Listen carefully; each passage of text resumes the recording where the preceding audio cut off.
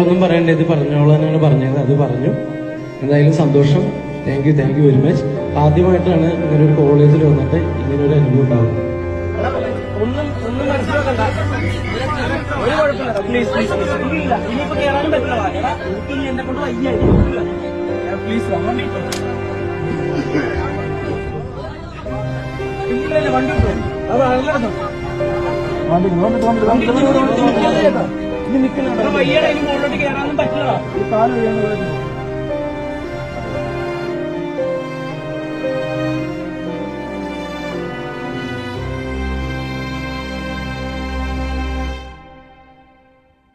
ഇത് കഴിഞ്ഞ ദിവസം മലപ്പുറം ജില്ലയിൽ വളാഞ്ചേരി MES കോളേജിൽ നടന്ന ഒരു സംഭവമാണ് ഈ വീഡിയോ നിങ്ങൾ ഇപ്പൊ കണ്ടത്. ഇതിപ്പോ സൈബർ ഇടത്തിൽ സത്യം പറഞ്ഞു കഴിഞ്ഞാൽ ഇതിനെ വേറൊരു രീതിയിലേക്കാണ് ഇപ്പൊ കൊണ്ടുപോയിക്കൊണ്ടിരിക്കുന്നത്. ഇതിപ്പോ ആര് പ്രതികരിച്ചു, ആരൊക്കെ പ്രതികരിച്ചില്ല, അതൊന്നും എന്റെ വിഷയമല്ല.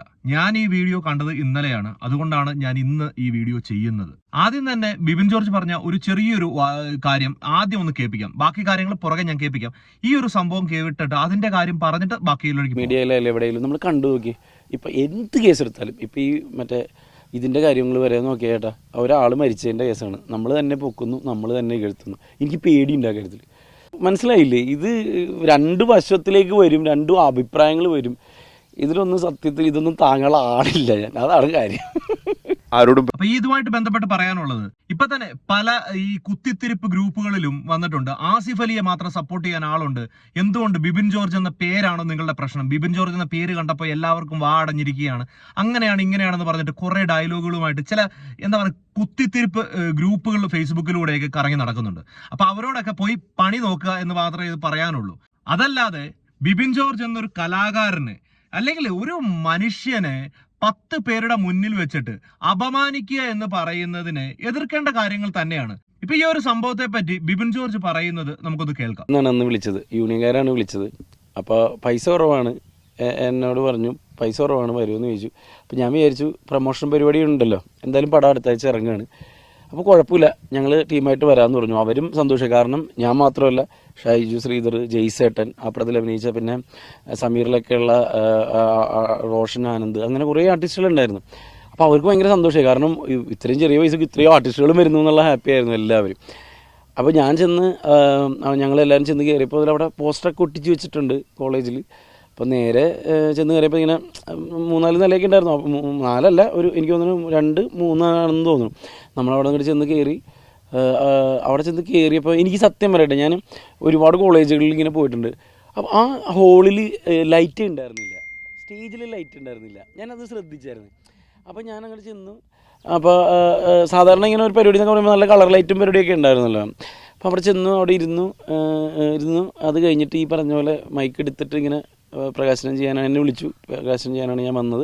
കൂട്ടത്തിൽ എൻ്റെ പടം ഇറങ്ങാൻ പോകുന്നുണ്ട്, അറിയാവോ എന്ന് ചോദിച്ചപ്പോൾ പിള്ളേരെല്ലാവരും ഗുമസ്ത, കാരണം അവിടെ പോസ്റ്ററൊക്കെ ഫുള്ള് കോളേജ് ഒട്ടിച്ചേക്കണോണ്ട് ഗുമസ്തൻ എന്ന് പറഞ്ഞ് വിളിച്ചു പറഞ്ഞു. അപ്പം ഇത് കഴിഞ്ഞ് കഴിഞ്ഞപ്പോൾ അദ്ദേഹം ഇങ്ങോട്ട് വന്നിട്ട് പുള്ളി ഇങ്ങനെ നമ്മൾ പറയില്ല, ഇങ്ങനെ ഭയങ്കര ഒരു ദേഷ്യം പോലെയായിരുന്നു ഇങ്ങനെ. അപ്പോൾ പുള്ളി പറഞ്ഞു അതെ ഇവിടെ. അപ്പോൾ ഞാൻ പറഞ്ഞു എൻ്റെ കൂടെയുള്ളവർ സംസാരിക്കും, ബാക്കിയുള്ള ആർട്ടിസ്റ്റുകളെയും അവർ അധ്യാപകർ തന്നെയാണ് വിളിച്ച് അവരെയും കയറ്റിയിരുത്തിയതേ. അപ്പോൾ ബാക്കിയുള്ളവർ സംസാരിക്കും എന്നൊക്കെ പറഞ്ഞു. അപ്പോൾ പുള്ളി വന്നിട്ട് പറഞ്ഞു അതെ അതിവിടെ മാഗസിൻ പ്രകാശനം മാത്രം മതി, വേറൊന്നും പറ്റില്ല ഇവിടെ, വേറൊന്നും ചെയ്യാൻ. അപ്പോൾ എൻ്റെ ബേസിൽ ഈ പിള്ളേരെന്നെ വെയിറ്റ് ചെയ്തിരിക്കുന്ന സത്യത്തിൽ അവർക്ക് എൻ്റെ ഒരു പാട്ട് കേൾക്കാനും എല്ലാ കോളേജിൽ പോയാൽ നമ്മൾ പരിപാടി എന്തെങ്കിലുമൊക്കെ ചെയ്തിട്ട് പോരാനാണ്. അപ്പോൾ ഞാൻ പറഞ്ഞാൽ അല്ലേ ഇവിടെ ഇവർക്ക് ആർക്കും ഇവിടെ ഇവർക്കൊന്നും സംസാരിക്കാൻ പറ്റില്ല, നിങ്ങൾ എന്തെങ്കിലും മാഗസിൻ പറഞ്ഞ് പ്രകാശനം ചെയ്യുക, നിങ്ങൾ പോവുക എന്ന് പറഞ്ഞു. അപ്പോൾ എനിക്ക് സത്യം പറഞ്ഞു കഴിഞ്ഞാൽ ഇങ്ങനെയുള്ള അനുഭവം എന്ന് പറഞ്ഞാൽ നമ്മൾ കുഞ്ഞുനാൾ മുതൽ ഇതിൻ്റെ അപ്പുറം നമുക്ക് കിട്ടിയിട്ടുണ്ട്. എനിക്കതിലൊരു വിഷയമുള്ള കേസല്ല. പക്ഷേ എന്താണ് പ്രോബ്ലം എന്ന് വെച്ച് കഴിഞ്ഞാൽ ഞാൻ ഈ ഷൈജു ചേട്ടനും ഇവരൊക്കെ അവരെയും കൂടി അപമാനിക്കില്ല, അവരോട് സംസാരിക്കാൻ പറ്റില്ല, നിങ്ങൾ മാത്രം പറയുക, പിന്നെ ഒന്നും ചെയ്യണ്ട, ഒന്നും പറയണ്ട, ഒന്നും പിള്ളേർക്ക് വേണ്ടി ഒന്നും ചെയ്യണ്ട എന്നുള്ള രീതിയിലൊക്കെ സംസാരിച്ചു. അപ്പോൾ ഇറങ്ങാമെന്ന് പറഞ്ഞപ്പോഴേക്കും ഞാൻ പറഞ്ഞു അങ്ങനെ ഞാൻ ഒന്നും ചെയ്യുന്നില്ല, പ്രകാശനം ചെയ്തിട്ട് ഞാനിപ്പോൾ ആ വീഡിയോ കണ്ട വാക്കുകൾ പറഞ്ഞു. ജീവിതത്തിൽ ഒരുപാട് കോളേജിൽ പോയിട്ടുണ്ട്, പക്ഷേ ആദ്യമായിട്ടാണ് ഇങ്ങനെ ഒരു അനുഭവം എന്നും പറഞ്ഞ് ഞാൻ ഇറങ്ങിയാണ് ചെയ്തത്. കുട്ടികളന്ന് ഭയങ്കര ഹേർട്ടായി.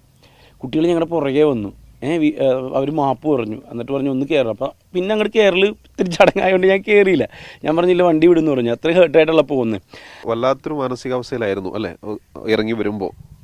ആണ്. നാണൊക്കെ ചേട്ടൻ വിളിച്ചു വരുത്തിട്ടാണല്ലോ ഞാൻ പറയുന്നത്. ഏറ്റവും ഞാൻ സിമ്പിൾ പറയട്ടെ, ഒറ്റ കാര്യം ചെയ്താൽ മതിയായിരുന്നു. ഇപ്പോൾ ഞങ്ങൾ ചെയ്ത് ഇപ്പോൾ പാടണ്ട അല്ലെങ്കിൽ സിനിമയുടെ പ്രൊമോഷൻ പറയണ്ട എന്ന് ഓക്കെ. ഇതെന്നോട് അവിടെ നിൽക്കുമ്പോൾ തന്നെ ഒന്ന് മാറ്റി വിളിച്ചിട്ട് ബിബിൻ ഇങ്ങനൊരു പ്രശ്നമുണ്ട്, ഞങ്ങൾക്ക് അവിടെ അധികൃതർക്ക് അത്ര താല്പര്യമില്ല, ഇവരോടും ഒന്ന് പറഞ്ഞിട്ട് ഒന്ന് നമ്മുടെ പരിപാടി ഒന്ന് ചെയ്തിട്ട് നമുക്ക്.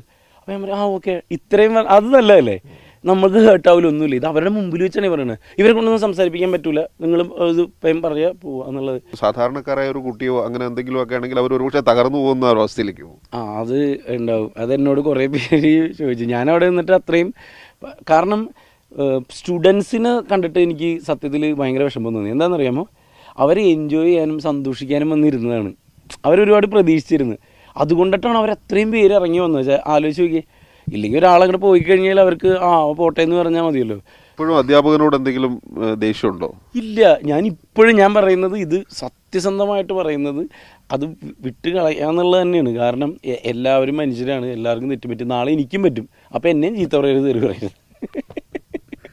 അവിടുത്തെ യൂണിയൻ നേതാക്കളായിട്ടുള്ള അല്ലെങ്കിൽ യൂണിയൻ ഭാരവാഹികളായിട്ടുള്ള കുട്ടികളുടെ ക്ഷണം സ്വീകരിച്ചുകൊണ്ട് പൈസ വാങ്ങിച്ചിട്ട് തന്നെ അതിഥിയായിട്ട് പോയതാണ്. വളരെ ചെറിയൊരു തുകയൊക്കെയാണ് അവരവിടെ പോകുന്നത്. അതൊന്നും കുഴപ്പമില്ല, അവരുടെ ഏതായാലും പുതിയ പടത്തിന്റെ ഒരു പ്രൊമോഷനും കൂടെ ചെയ്യാം എന്നുള്ള രീതിയിലാണ് ഇവര് 3-4 പേര് ചേരുന്ന നടന്മാരുടെ ഒരു സംഘം അവിടെ ചെല്ലുന്നത്. ആദ്യം തന്നെ മനസ്സിലാക്കുക, അവർ അതിഥികളായിട്ടാണ് പോകുന്നത്. നമ്മളുടെ നാട്ടിൽ പറയുന്ന ആദ്യത്തെ കാര്യം അതിഥി ദേവോ ഭവ. അതിഥികളെ ബഹുമാനിക്കാനും സ്നേഹിക്കാനും ഒക്കെ പഠിക്കണം. എന്തായാലും അവരവിടെ ചെല്ലുന്നു. പരിപാടികൾ സ്റ്റാർട്ട് ചെയ്യുമ്പോൾ തന്നെ എല്ലാവരുടെയും മുന്നിൽ വെച്ചിട്ട് പ്രിൻസിപ്പാള് ഇവരോട് ബാക്കിയുള്ള കാര്യങ്ങൾ ചെയ്യണ്ട, നിങ്ങൾ ഈ പറയുന്ന കാര്യങ്ങൾ പ്രകാശനം മാത്രം ചെയ്തിട്ട് നിങ്ങൾക്ക് ഇവിടെ നിന്ന് പോകാമെന്ന് ഇത്രയും കുട്ടികളുടെ മുന്നിൽ വെച്ച് പറയുമ്പോൾ ഒരു സാധാരണ മനുഷ്യൻ എന്ന രീതിയിൽ പ്രതികരിക്കേണ്ട ഒരു സാഹചര്യമാണ്. അവിടെ ഇവര് ഒന്നും പ്രതികരിക്കാതെ തിരിച്ച് ഇറങ്ങി പോവുകയാണ് ചെയ്യുന്നത്. എനിക്ക് ഇവിടെ പറയാനുള്ളത്, ബിബിൻ ജോർജിന്റെ നല്ല മനസ്സ് വളരെ നല്ലത്, ഇതൊരു പ്രശ്നമാക്കാതെ കൊണ്ടുപോയത് വളരെ നല്ല കാര്യം തന്നെ. പക്ഷെ എനിക്ക് പറയാനുള്ളൊരു കാര്യം, ആ പറയുന്ന പ്രിൻസിപ്പാളിനോട് എനിക്ക് ആ നാറിയുടെ പേര് പോലും അറിയത്തില്ല. ഇവനെയൊക്കെ പ്രിൻസിപ്പാൾ എന്ന് പറഞ്ഞിട്ട് ഒരു കോളേജിൽ അധ്യാപകൻ എന്ന് പറഞ്ഞ് ഇരുത്താൻ പറ്റിയ നാറിയല്ല. നിങ്ങൾ ആദ്യം മനസ്സിലാക്കേണ്ട ഒരു കാര്യമുണ്ട്, ഈ പുസ്തകത്തിലൂടെ മാത്രം പഠിച്ചു കിട്ടുന്നതല്ല നമ്മളുടെ നാട്ടില് നമുക്ക് കുട്ടികൾക്ക് പകർന്നു കൊടുക്കേണ്ട കാര്യങ്ങൾ. നമ്മുടെ സമൂഹത്തിൽ എങ്ങനെ പ്രവർത്തിക്കണം, എങ്ങനെ ഒരാളോട് സംസാരിക്കണം, എങ്ങനെ ഒരാളെ ബഹുമാനിക്കണം, ആരാണ്, എന്താണ്, എങ്ങനെയാണ് കാര്യങ്ങൾ മനസ്സിലാക്കി കൊടുക്കാനായിട്ടുള്ള ഉത്തരവാദിത്തമുള്ള ആളുകളാണ് ഈ അധ്യാപകർ എന്ന് പറയുന്നത്. ഞാൻ എൻ്റെ കുട്ടികളെയും കൊണ്ട് ഒരുപാട് യാത്ര ചെയ്യുന്ന ആളാണ്. സ്കൂളും എല്ലാം കളഞ്ഞിട്ട് ഞാൻ എൻ്റെ കുട്ടികളെയും കൊണ്ട് യാത്ര ചെയ്യുമ്പോഴത്തേന് ആരെന്ത് ചോദിച്ചാലും എനിക്ക് പറയാനുള്ള ഇതേ മറുപടി തന്നെയാണ്. പുസ്തകത്തിലെ കാര്യങ്ങളൊക്കെ പഠിക്കണം, നാളെ ഒരു ജോലി കിട്ടാനായിട്ട്. ചിലപ്പോൾ പഠിക്കേണ്ട വിദ്യാഭ്യാസമായിട്ട് ബന്ധപ്പെട്ട് എഡ്യൂക്കേഷൻ ക്വാളിഫിക്കേഷൻ ഉണ്ടെങ്കിൽ പല ജോലികളും കിട്ടത്തുള്ളൂ. അതെല്ലാം അവിടെ നിൽക്കുമ്പോൾ തന്നെ നമ്മളൊരു 10 പേര് കൂടുന്നിടത്ത് ഒരാളോട് എങ്ങനെ സംസാരിക്കണം എന്ന് പറയുന്ന സാമാന്യ ബുദ്ധി നമ്മുടെ കുട്ടികൾക്ക് നമ്മൾ വേണം പകർന്നു കൊടുക്കാനായിട്ട്. അതിൽ വീട്ടിലെ ഈ രക്ഷകർത്താക്കളുടെ പോലെ തന്നെ ഈ പറയുന്ന അധ്യാപകർക്കും അതിന് വലിയ ഒരു പങ്ക് തന്നെയുണ്ട്. ഈ പ്രിൻസിപ്പാൾ എന്ന് പറയുന്ന ഈ നാറി ഇത്രയും കുട്ടികളുടെ മുന്നിൽ വെച്ച് കാണിച്ച ഈ ഒരു പ്രവൃത്തി എന്താണ് ഇതിലൂടെ നിങ്ങൾ ആ കുട്ടികൾക്ക് പറഞ്ഞു കൊടുക്കുന്ന ഒരു ആശയം, ഇതിൽ നിന്ന് എന്താണ് ഒന്ന് മനസ്സിലാക്കി തരാമോ? ഇയാളൊക്കെ പഠിപ്പിച്ചു വിടുന്ന കുട്ടികളെ വെറും റോബോട്ടുകളായിട്ട് മാത്രമേ കാണാൻ പറ്റത്തുള്ളൂ, കീ കൊടുത്ത് വിടേണ്ടി വരും. പക്ഷേ എനിക്ക് ഇതിനകത്ത് എടുത്തു പറയേണ്ടത് ആ കോളേജിലെ കുട്ടികളെയാണ്. ഈ പറയുന്ന പ്രിൻസിപ്പാൾ എന്ന് പറയുന്ന പരനാറി കാണിച്ച കാര്യത്തിന് സോറി പറഞ്ഞ് അവരുടെ പുറകെ പോയി മാപ്പ് പറയാനും തിരിച്ചു കൊണ്ടുവരാനും കാണിക്കുന്ന ഒരു മനസ്സുണ്ടല്ലോ. അദ്ദേഹത്തിന് കാല് വയ്യാത്തതുകൊണ്ടായിരിക്കാം, പുള്ളി ഇല്ലെങ്കിൽ മാനസികമായി തകർന്നുകൊണ്ടായിരിക്കാം ഇനി കയറി വരാൻ വയ്യട എന്ന് പറഞ്ഞിട്ട് ആ കുട്ടികളെ തിരിച്ചു വിടുന്നത്. ശരിക്കും പറഞ്ഞു കഴിഞ്ഞാൽ അതൊരു അധ്യാപകനായതുകൊണ്ട് മാത്രമായിരിക്കാം പല കുട്ടികളും കയറി കൈവെക്കാഞ്ഞത്. അവർക്ക് ഈ പറയുന്ന ഇയാൾക്കില്ലാത്ത സാമാന്യ ബുദ്ധിയും ബോധവുമുള്ള കുട്ടികളാണ് അവിടെ ഉണ്ടായിരുന്നത്. അതുകൊണ്ടാണ് അയാൾ തല്ല് കിട്ടാതെ നിന്നത്. ശരിക്കും പറഞ്ഞു കഴിഞ്ഞാൽ ഇങ്ങനെയുള്ള സാറുമാരെയൊക്കെ ഉണ്ടല്ലോ അടിച്ചോടിക്കേണ്ട സമയം കഴിഞ്ഞു. പഴയ മറ്റേ ചാക്കോമാഷിന്റെ പരിപാടി ഉണ്ടല്ലോ, അതൊന്നും അല്ല നമ്മളുടെ നാട്ടിൽ വേണ്ടത്. നമ്മളുടെ കൂട്ടത്തിൽ പുസ്തകത്തിലെ പഠിക്കുന്നതിനോടൊപ്പം തന്നെ എങ്ങനെ സമൂഹത്തിൽ ഇടപെടണം, എങ്ങനെ സമൂഹത്തിൽ പെരുമാറണം എന്നും കൂടെ നമ്മുടെ കുട്ടികളെ നമ്മൾ പഠിപ്പിച്ചു കൊടുക്കണം. അതിന് നിന്നെ പോലുള്ള മറ്റേ ആളുകളെ ഒന്നും പഠിപ്പിച്ചു കഴിഞ്ഞാൽ ശരിയാവത്തില്ല.